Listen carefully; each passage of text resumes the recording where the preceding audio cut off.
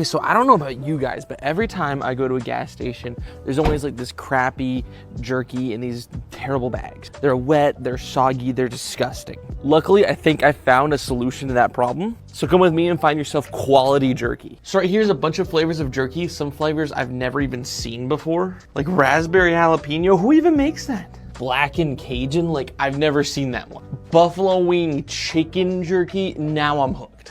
But I gotta say, hands down, their 5 best sellers are freaking amazing. I mean, how can you go wrong with original black pepper teriyaki, sweet and spicy and hot? And the best part about this is that I'm leaving this down below in our TikTok shop so you can pick it up and try it out for yourself.